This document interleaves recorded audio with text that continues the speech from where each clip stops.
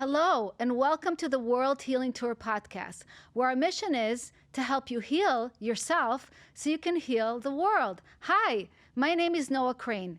Each week, we will bring you tips and tools and inspire you to live your most empowered and joyful life.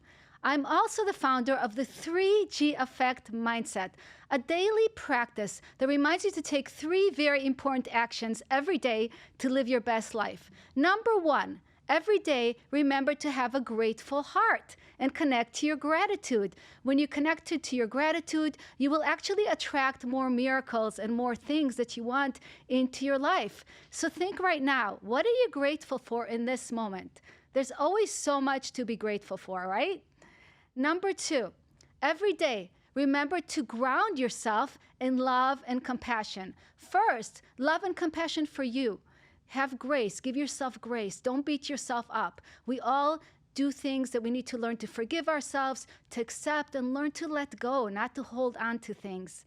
And then share that love and compassion with others. We all want more love and compassion in our lives, so why are we not giving it out to others? The way I do that every day is I send people heart emojis. I send heart emojis to people all day long.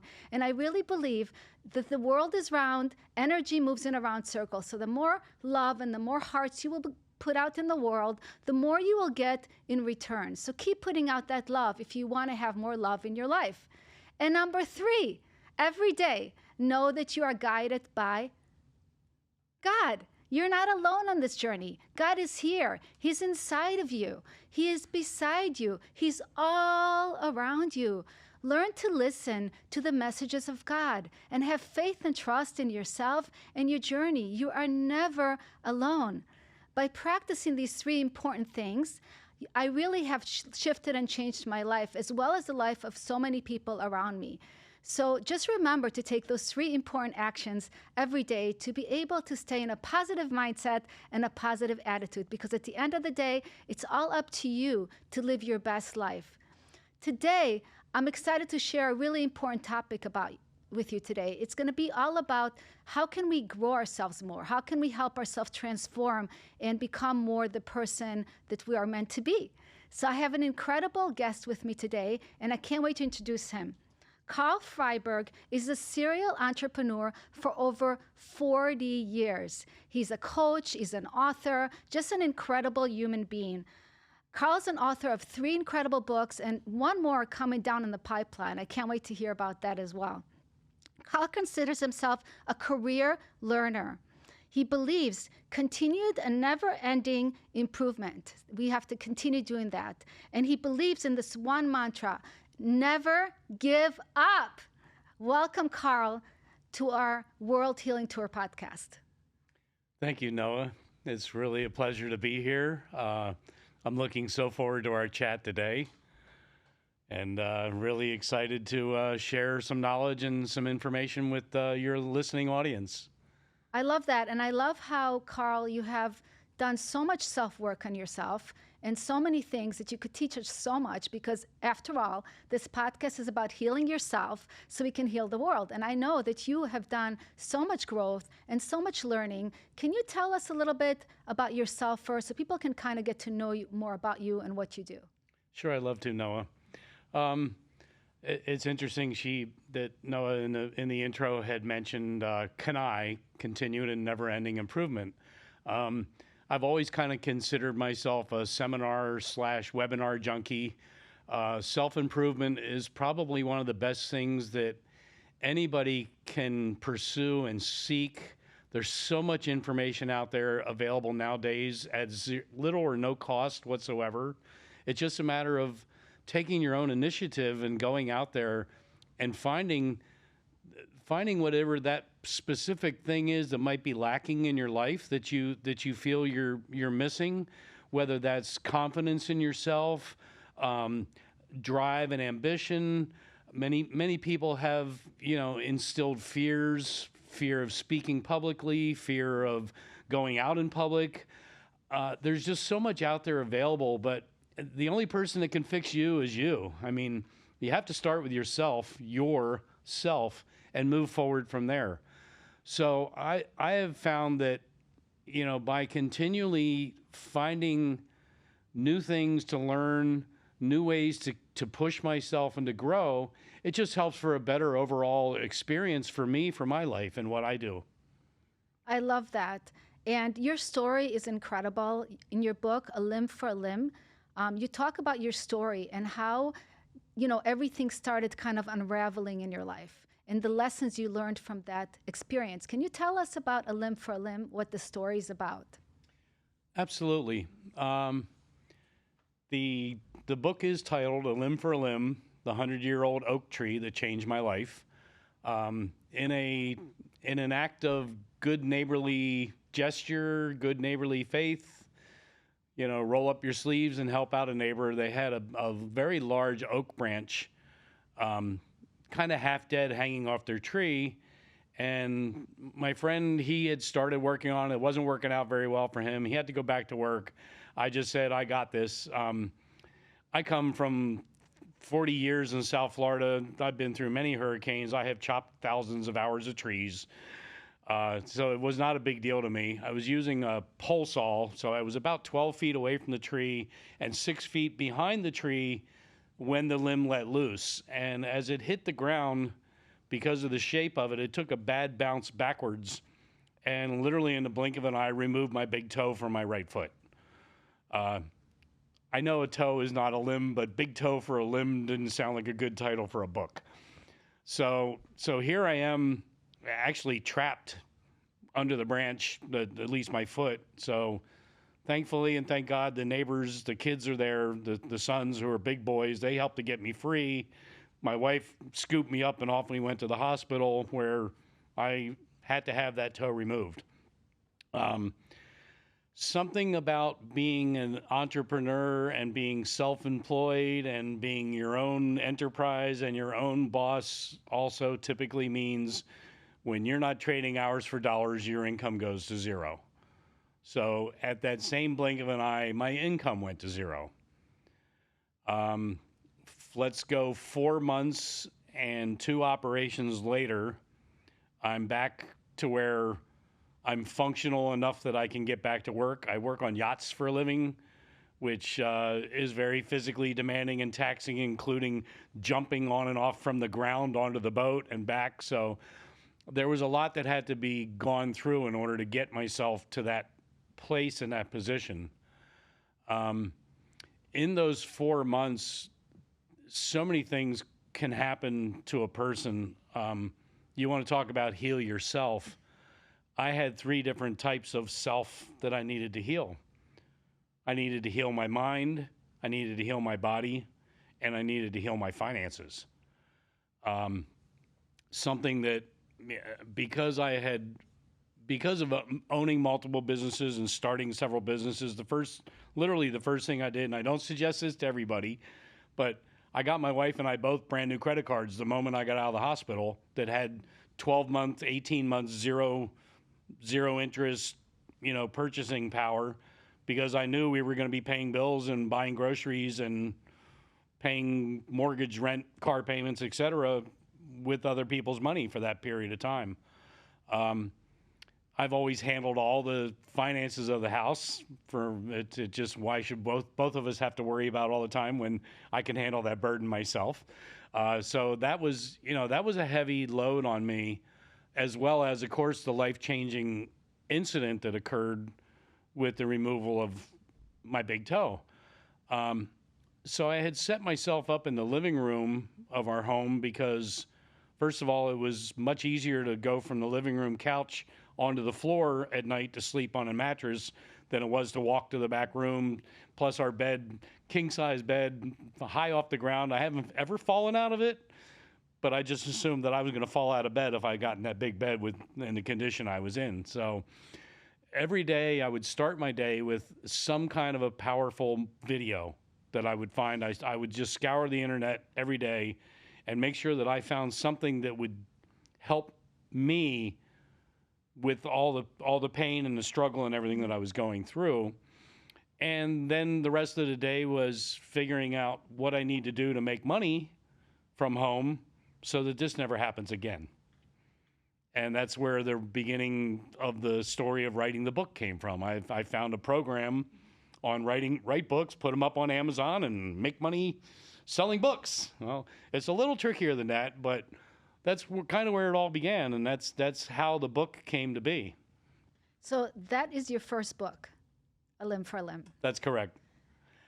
Yes, I wrote a small book. I'm a hand drummer and percussionist by heart and by trade also. So many years ago, I wrote a small book called The Hand Drummer's Handbook, which was it's just a fun little thing, and everybody that read it loved it. They were like, "Karl, it's like having you on the couch talking to me." And that's kind of how I write. I write completely off the cuff. I write in a conversational manner, and I just speak what I speak. I love that. So how long did it take you to heal your toe or to heal yourself from that experience, from that accident? Yeah. So the physical side of it, this happened pretty much, let's just call it October 1st of 2019. About 4 months. So we're into January 6th, 10th, somewhere around there. I get back to the point where I can get back to work some on the boats. My foot was still wrapped in, I would have to wrap it in completely an ace bandage and everything just to protect it in case I banged it into anything. And then, of course, we all know what happened the second week of January of 2020. The country shuts down over the pandemic, which I don't like going there and talking about it, but that's so. Now here I am back on my couch again with no work and no money again. So continued to, the book actually took me until, I believe I launched it the beginning of April of 20. But one of the things I can share that I'd love to actually, I'll turn and talk to the audience here for a moment. One of the things I'd love to share when you go through a trauma or an experience like this, for me, one of the most healing parts of my journey was to write the story.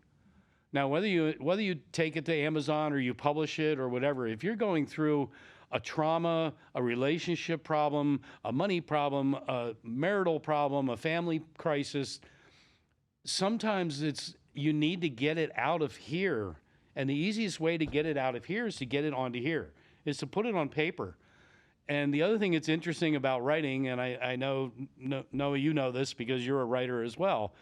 You write and you read, and you write and you read, and you write and you read, and you read and you read and you read. So by the time this book was ready to launch on Amazon, I had probably relived my story 100 times, if not 200 times. And I really believe that was one of the biggest parts of the healing, as far as the mental healing, which of course, as some may know, some may not know, if your mind is not healing or healed, your body's not going to heal. The mind almost has to be healed before the physical. The mental healing needs to come first before the physical healing, because the body works much better when it's got a happy head on top of it. Yes, absolutely. And I love what you just shared with the audience. It's so true that, writing it down, getting it off of yourself, right? Not being in your head about it, but getting it down, reading it, kind of relieving the experience, but not relieving it with the pain, but kind of healing through that. It sounds really, really powerful. And I'm so glad you did that, because 2019 is not that long ago. Okay, we are 2023, so this is recent. And since that, you've written other books as well, which is so impressive. Like, all the work that you are doing on yourself is just really impressive. What lessons, to go back to A Limb for a Limb, what lessons would you say you learned the most from that experience? That's a great question. I don't regret what happened. It would be so easy in life I can say that it did have some effect on the relationship, the 25-year relationship that I had with my neighbors. They were dear friends. We're still dear friends. We were just out having dinner a few weeks back.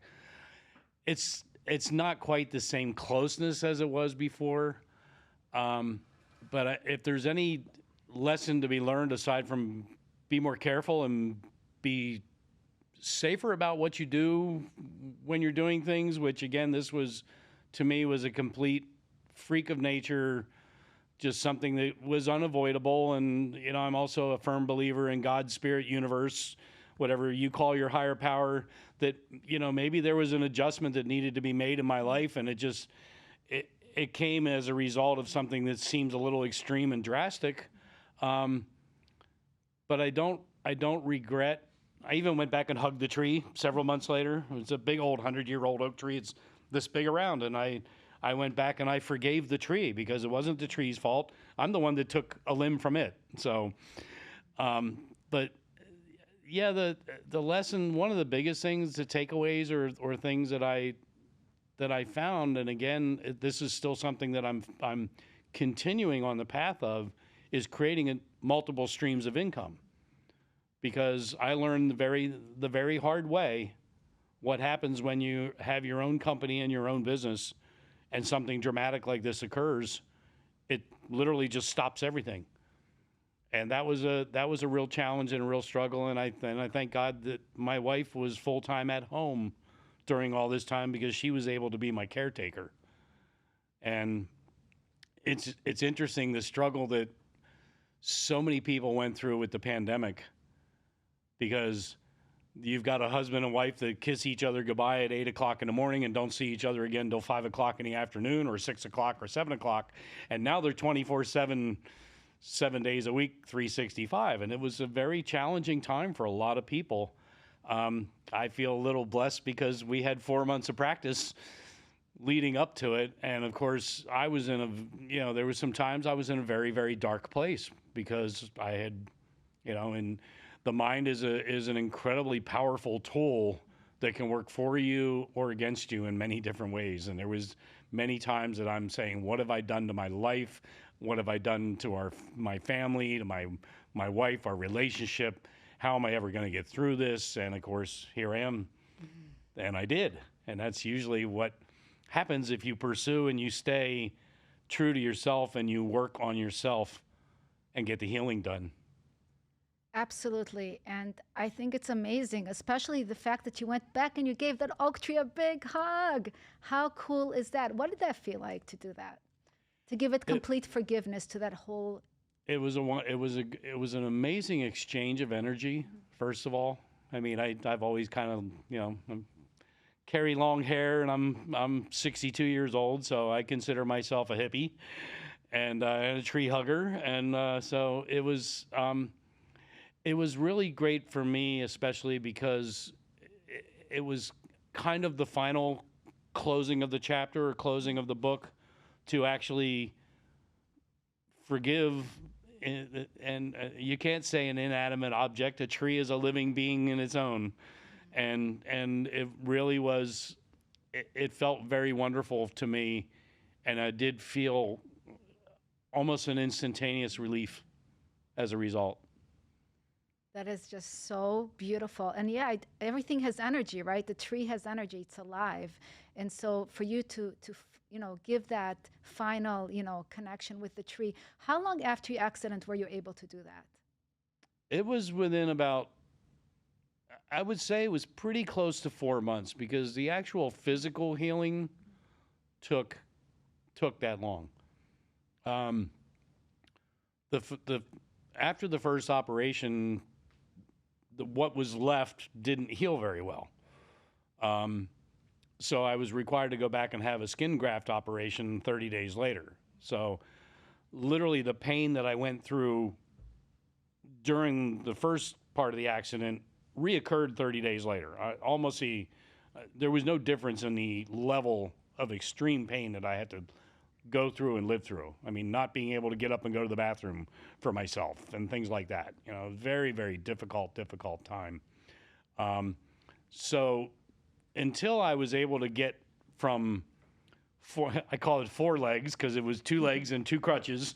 Then it was 3 legs, and it was 2 legs and 1 crutch. And then I had a really nice cane from when I was younger that was carved out of a piece of a hickory tree from Pennsylvania when I was 20 years old. I still have it, so that became my walking stick until I could get back completely on 2 feet. So it was a good 4-month process before I was even able to go walk that far to get into their backyard. That's amazing. That's still not such a long time, Karl. That's really impressive. So the power of the mind, right, is amazing. And we can really get through anything. What would you tell people that are going through a dark time right now? What are some tools, something you learned that could help them get through a dark time? Besides writing it down, what else would you say? Yeah, there's, again, there's so much out there that's available for those who are looking. I mean, you don't have to go find it on your own. I think we're in a really interesting and kind of a strange place right now still, with all the crazy things that have happened in the last couple of years. There's a lot of mental stress and strain still out there as a result. And at first you have to be strong enough to realize that you need to do some things to make it better, and B, you may not necessarily be able to do it on your own. So the next challenge that everybody faces is do I reach out to my friend Noah and tell her my problems? Do I reach out to my brother, to my sister, to my family, or do I find total strangers to talk to? Because sometimes you may find that a stranger is going to be more empathetic and more receiving to the challenges that you're facing than somebody who's known you for a long time, who knows how you happen to be with the way that you do things. So, but first and foremost is find the help. Find the help somewhere, somehow. There's a great platform out there. It's called Avaya, Avaya Institute. And they are like a free video library that covers just about anything and everything you could think of, from alcoholism to drug addiction to physical damage to divorce to marital situations, all those things. And that was actually where I found my strength every morning. It was my morning meditation, my morning motivation was to go there and find something that would rewire the broken circuits that were still in there because of all the nonsense that goes on with the two voices constantly battling inside of us. And, I think everybody's got that. Not everybody wants to admit to it. And that's the other thing, that part of that awareness is you have to realize that you have to figure out how to get the stronger voice to overcome the weaker voice. And I don't mean weaker meaning quieter. They're both very loud voices when they're talking at times. So, and that's, that was again, what I would suggest to anybody is don't go it alone. Find somebody that'll help you. We see it every day, the people taking, I don't even like to go down the path of talking about people taking their own lives, but they think because there's no other choice, and there are choices. There really is. And the choice is to choose yourself, right? Not to give up ever. And I love that you had your wife by your side, because like you said, you need other people to help you get through things. Nobody can do this on their own. We all need others' support. Mm-hmm. So I love that you put that into the conversation. Yes. So Karl, I wanted to talk to you about your newest book called The Change. I'm going to show it right over here, The Change. I know Les Brown, he put his name behind it, right, behind the Change series. Yes, he actually wrote the foreword. Yeah, he wrote the foreword to the Change series. It's a really cool book with a bunch. How many authors are in this book? That's a conglomeration of 20 co-authors. 20 co-authors. Can you tell us a little bit about what you wrote in the book, and I know it's about goal setting and Yes. how we can create goals and be able to actually create structure in our lives? I'd love to. It's kind of an interesting.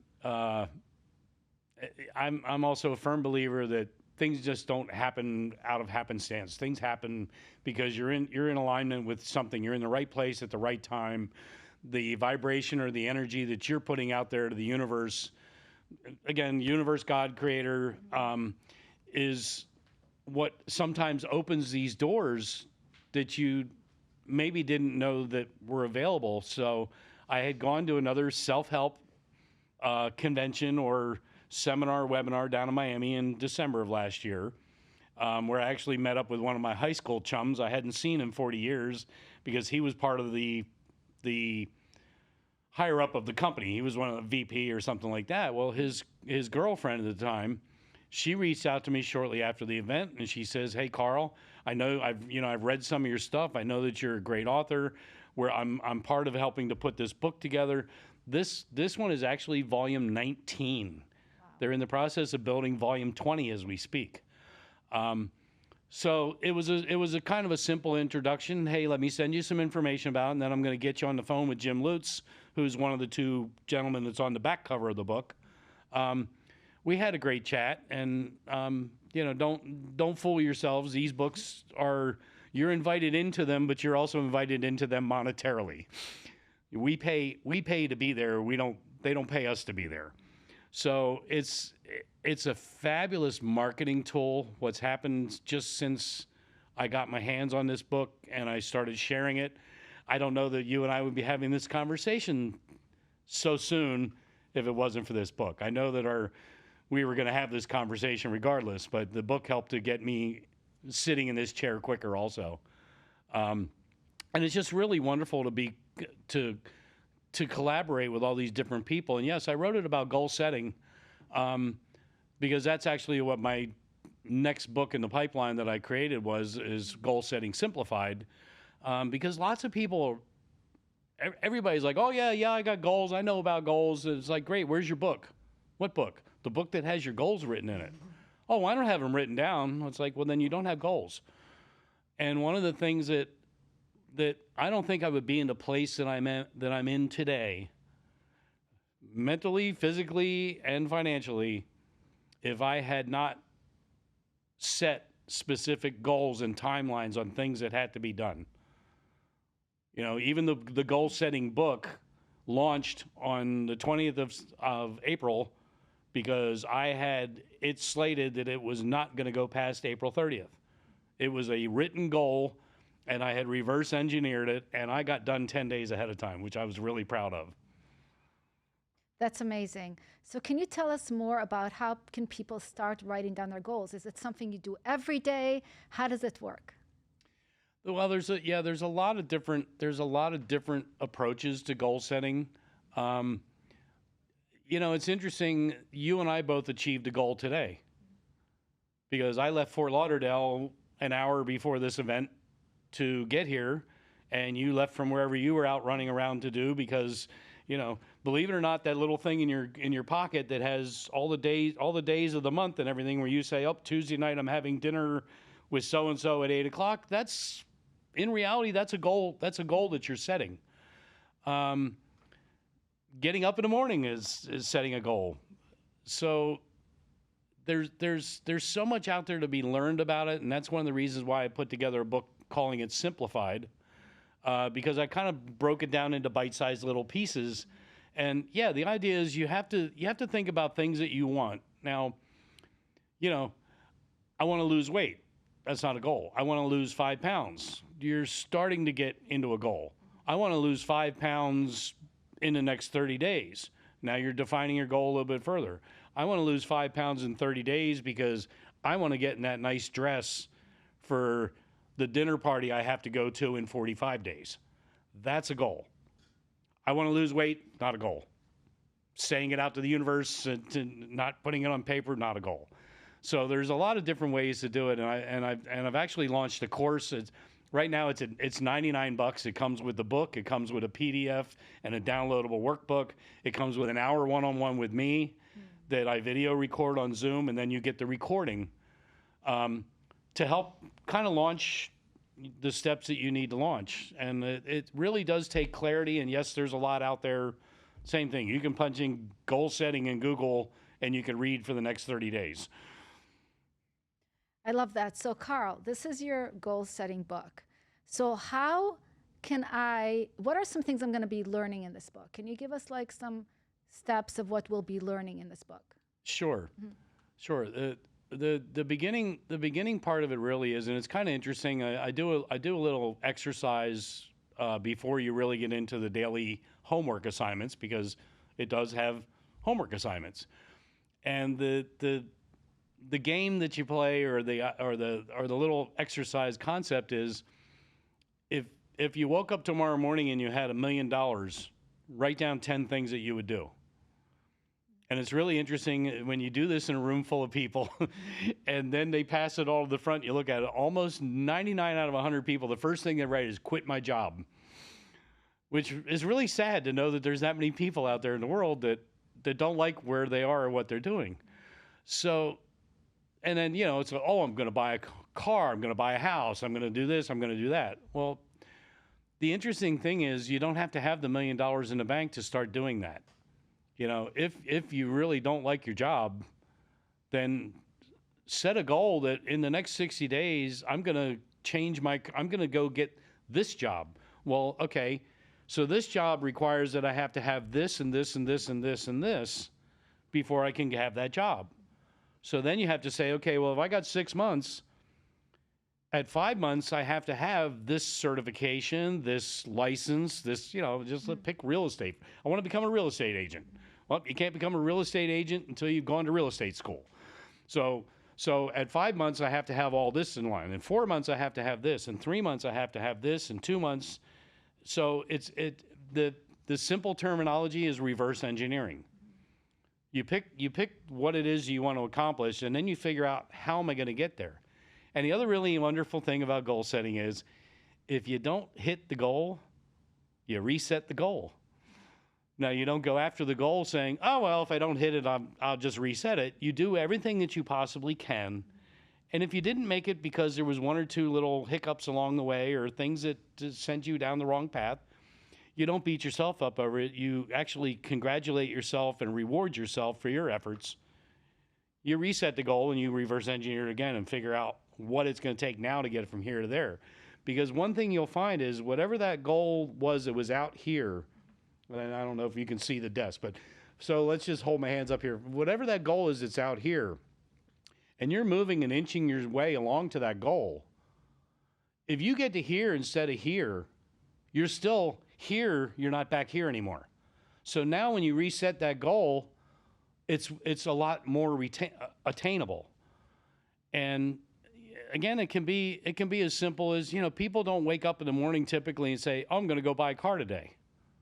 And I'm just going to go wander around until the one that I want jumps out in front of me.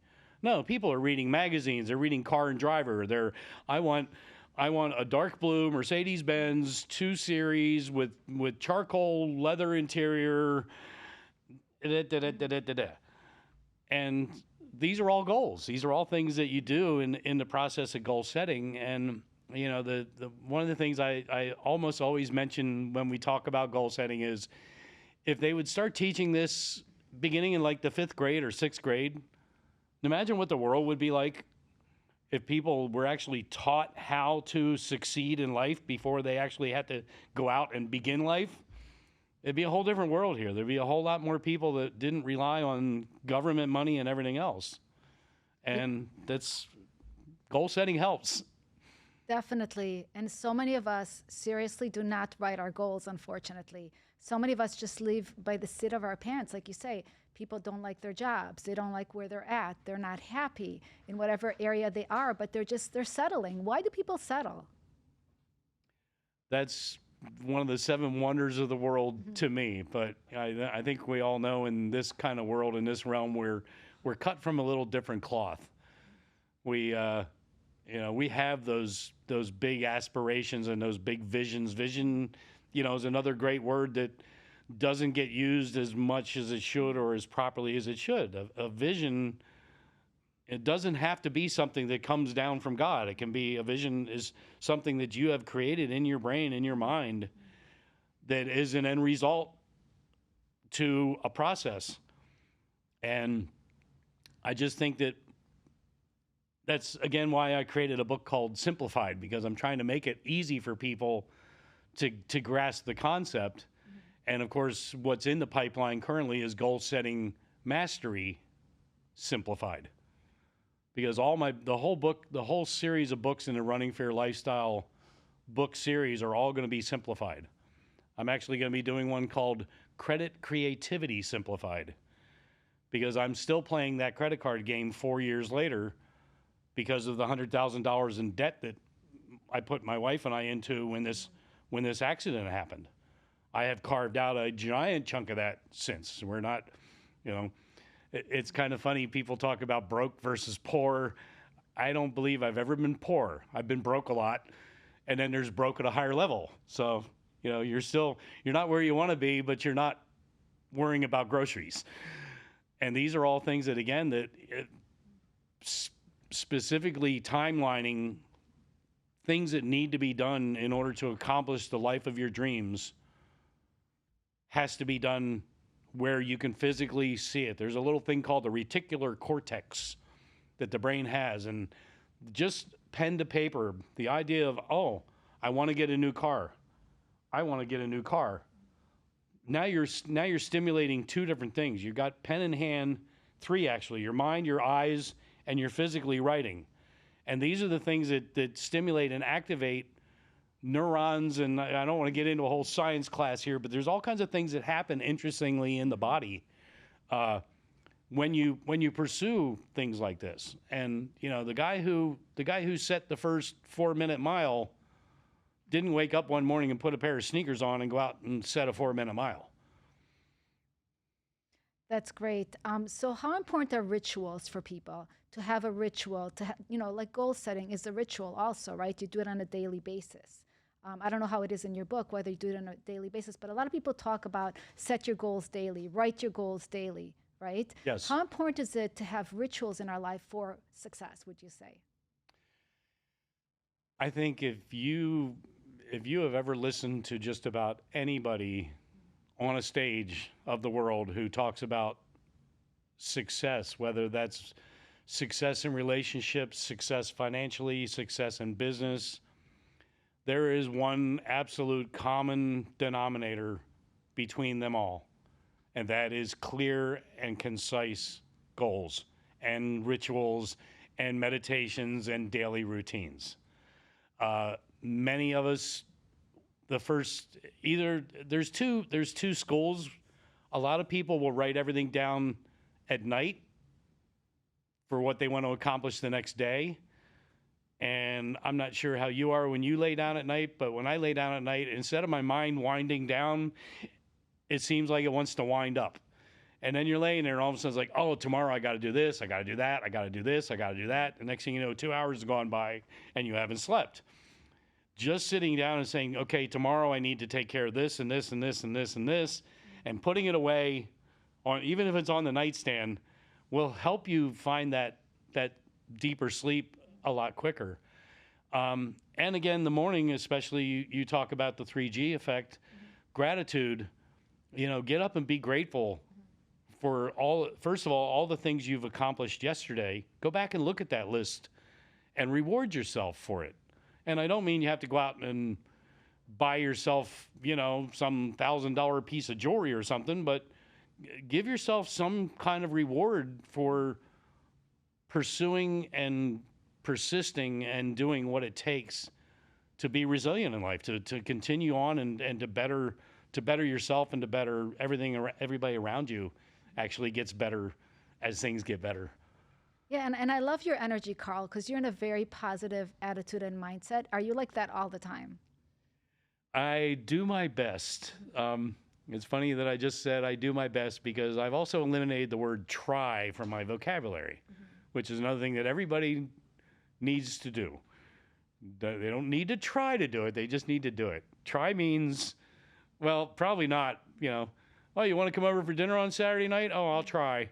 No, I will do my best because it means I got the grass cut, I got the car fixed, I did whatever I had to do, and I'm here. Or, man, I did everything in my power, and I just can't make it.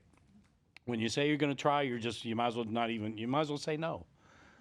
So I have a strong head and a strong mind, and I do beat myself up from time to time like we all do, but I've found that living in gratitude, as you know, being grateful, it's easy for me to be grateful to be alive because that oak branch was about that big around and was 25 feet long and could have just ended my life right there in the blink of an eye. So I do have the second coming rebirth, second chance type of feeling and attitude within myself because that I was blessed enough to only lose a toe. So it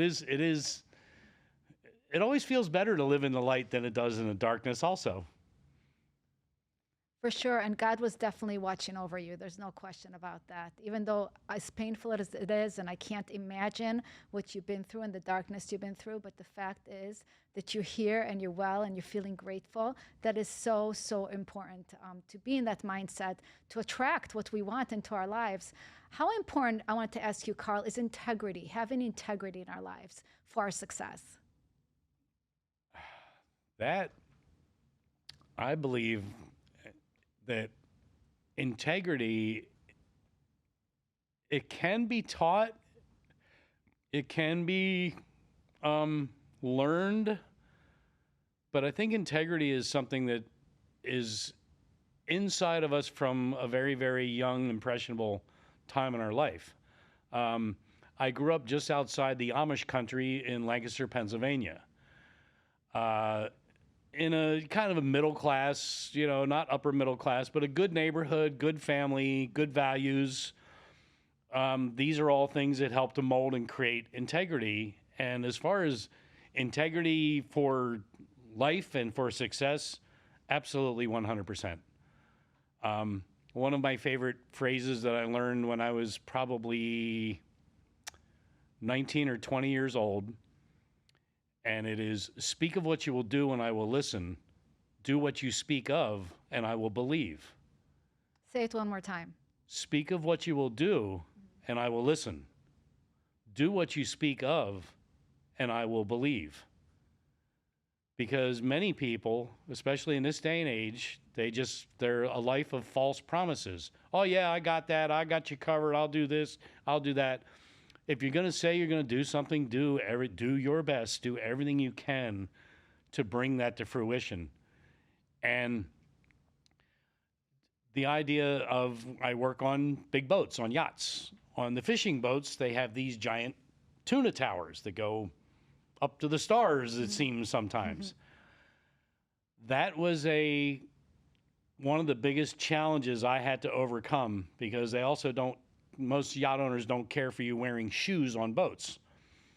And so it was a whole different learning experience to get to the point where I could climb those towers again. And what a reward it was. And again, that was integrity, yes, because I knew that I couldn't go through the rest of my career in that business. Well, I can't do that part of my job anymore. I had to say, what is it that I have to do so that I can do that part of my job? And I think that's, integrity is really, that's another one you almost have to look up, because there's 40 different ideas behind it and ways you can think about it. But it really does, be true to yourself, first of all. And then you carry that truth for yourself and be true to others. Yes, our word is so important.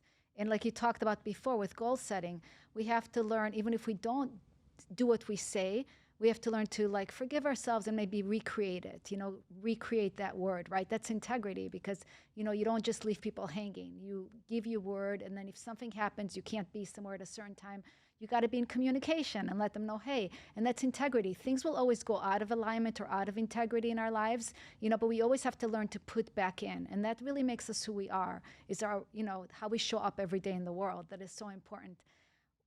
Will you ever stop learning, Karl, or do you consider yourself a lifetime learner? Will you ever just say, you know what, I'm done learning?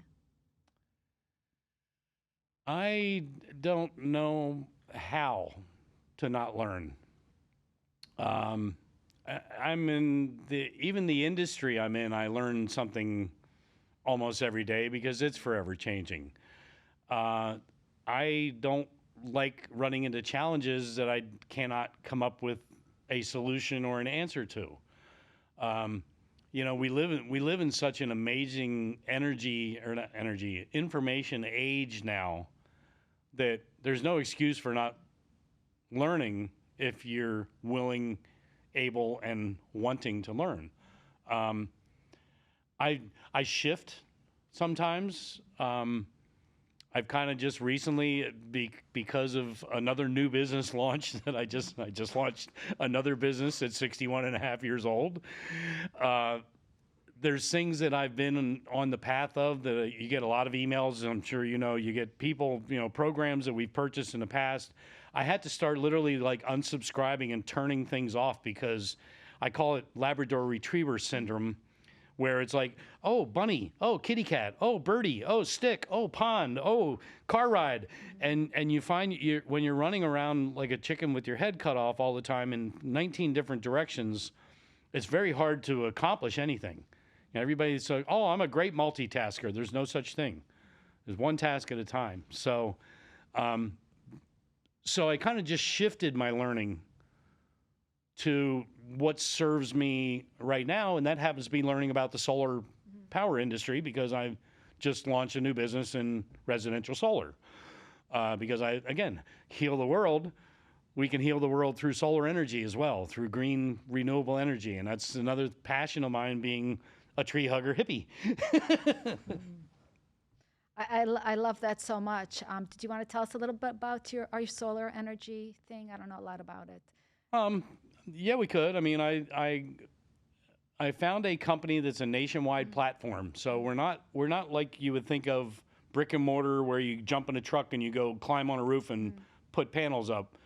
These guys have created a nationwide organization that covers everything from the people that do the permitting to the construction guys, to the installers, to the electronics, to the people that supply the equipment.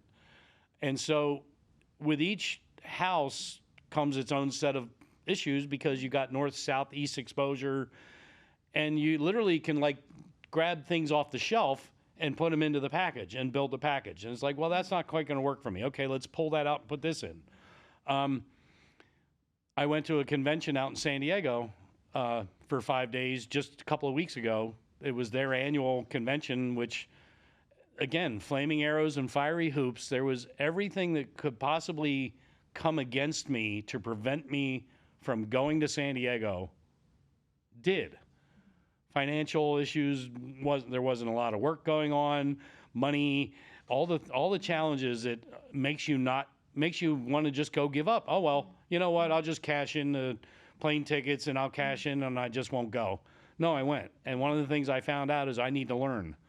There's a lot I need to know. So in that shift to learning that we were just sharing about, that's one of the shifts that I'm making now, is to learn this business so that I can become the mentor that I'm working under right now. Because the beautiful way that they've put this business together for everybody is you literally have a coach assigned to you the moment you get started. And that's how we learn, is one of my favorite phrases, standing on the shoulders of giants, because you can see a lot further when you're standing on the shoulders of giants. Why try to reinvent the wheel when you can copy what those who have succeeded doing what they do before you? It takes the space-time continuum, like the catchphrase of what was that, Back to the Future. You're literally bending time and you're bringing the two corners closer to each other so that you can bridge the gap quicker. And we can do that with just about anything in life, provided that we look out and we reach for that help, and we don't be ashamed that we don't know what we don't know. Right. And that's part of what I really love about you, is you're so creative and you're so open to learning. That's why I asked you that question, because I feel like you are a student of life. Like, you're always going to reinvent yourself. And I love how in life we do get to reinvent ourselves. We don't have to do the same thing for the rest of our lives. But what you said about being able to shut off some of those distractions, right? The glitz and glamour of the world, right? We have to learn to stay on our path, because it's so easy to get distracted because everybody wants this from us and that from us. But how can we stay focused? How can we stay connected to our goals, to our dreams, to where we want to go? And I think that's the constant battle within ourselves to keep staying on that path of success for ourselves. If I could sum that in one word, it would be presence. And I don't mean like what's under the tree at Christmas. Being present. There's a whole nother interview and a whole nother story behind all that one. But we talk about things that have happened in our life. Well, they have happened. We're not Superman. We can't go fly around the world and make time go backwards to make whatever that was that happened change. So the best thing is to do your best, there it is again, to leave that behind. And that's one of the biggest challenges that I think the entire world has. And it goes all the way to as high up the spiritual ladder as you could ever get. I mean, the Dalai Lama isn't always present, but he's probably more present than most everybody in the world.